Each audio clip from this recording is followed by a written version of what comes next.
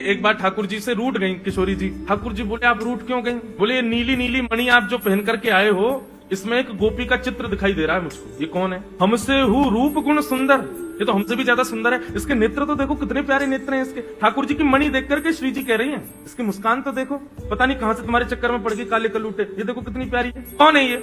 इसके बारे में मुझे बताओ। मान करके रूठ करके बैठ गई। इतने में ललिता जी आई, किशोरी जी की सखी। ठाकुर जी से बोली कहा भयो आज श्री जी नाराज क्यों है? ठाकुर जी मुस्कुरा के बोले हम एक मणि पहन करके आए हैं, उस मणि में राधा रानी को अपना ही प्रतिबिंब दिख रहा है, और अपनी प्रतिबिंब को देख के करें जो कौन है, ये हमसे भी ज्यादा सुंदर है, ये इतनी हंस क्यों रही है, इसकी आंख इतनी सुंदर क्यों है, ये तुम्हारे चक्कर में कहां से पड़ गई? इस बात से मान करके बैठी। इतनी बोली है राधा रानी। तो राधा रानी मान करती है, पर एक दिन किशोरी जी ठाकुर जी से बोली कि आज आप मान करो। ठाकुर जी बोले नहीं आप ही करो, हमसे मत करवा। श्री जी बोली नहीं आप रोज मनाते हो हमको, हम आज मनाएंगे आपको, आप मान करो। ठाकुर जी बोले रहने दो ना, आप बड़ी कोमल हो, कहां तक मनाओगी हमको? नहीं नहीं हम मनाएंगे आपको, आप मान करो। ठाकुर जी बोले देख लो हम कर लेंगे, फिर बोले नहीं करो।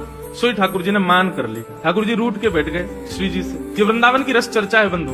अब श्री जी ठाकुर जी को मना रहे हैं, कभी ठाकुर जी की मनपसंद वस्तु बना के लावे, कभी ठाकुर जी का मनपसंद राग गा के सुनावे, कभी ठाकुर जी को नृत्य करके दिखावे, कभी ठाकुर जी के सामने उनका मनपसंद श्रृंगार करके आवे। सब प्रकार से श्री जी ने मनाने का प्रयास किया, लेकिन ठाकुर जी नहीं माने। और मान लीला का ये नियम है कि सूर्यास्त तक मना सको तो मना लो, सूर्यास्त के बाद मान खत्म हो जाएगा। यदि मान में मना लिया तो मनाने वाला जीत जाएगा, और यदि मान सूर्यास्त तक नहीं मना पाए तो जिसने मान किया वो जीत जाएगा। कैसा प्रेम है।